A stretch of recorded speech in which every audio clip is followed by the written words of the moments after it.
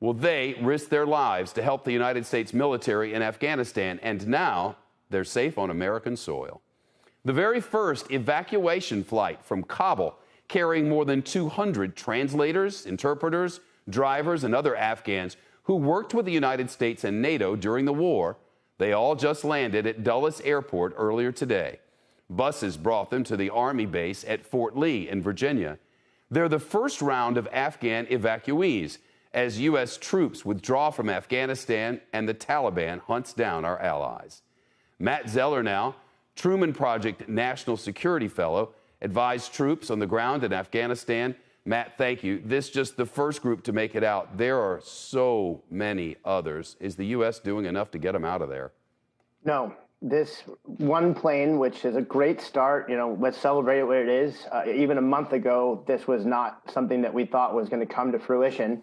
But that one plane represents 0.3% of all of the people that we've gotten out so far. There are 99.7% of the people remaining, and that's about 88,000 people, according to the government report that was just released earlier this week about how many applicants are still in the system. We only have a plan to evacuate people who can get to Kabul. Half of the population that we know that needs evacuation are outside of Kabul. The Taliban control the roads between the cities, and there simply aren't enough flights in between the cities to move them all back and forth. And the Afghan military can't do it. They're losing the country actively to the Taliban. So it's come down to this.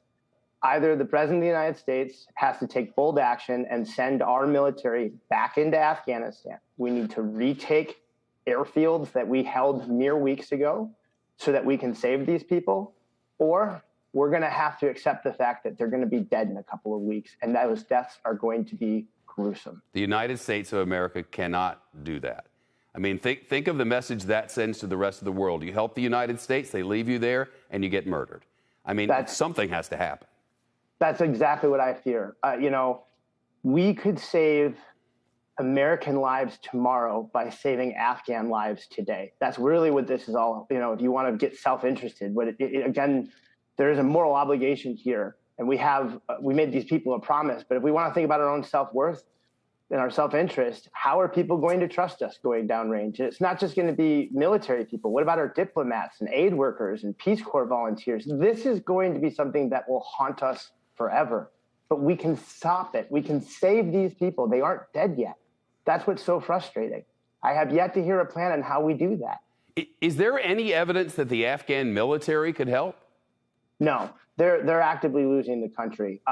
Their only advantage at this point is their Air Force, and it's completely being used to just try and bomb back the Taliban. They just launched a massive operation mere hours ago to try to prevent the city of Herat from falling. The reality is that, their commando units on the ground are being slaughtered en masse. The regular conventional army is, if they're not being killed, are surrendering and changing sides. The Taliban are now estimated to control maybe up to 85% of the country. And I've heard, that there's an estimate within the U.S. government that Kabul may fall within months. And when we go back in there, because we will, who's going to help us? There won't be anybody left. Matt Zeller, thanks so much for pushing it forward. Shepard Smith here. Thanks for watching CNBC on YouTube.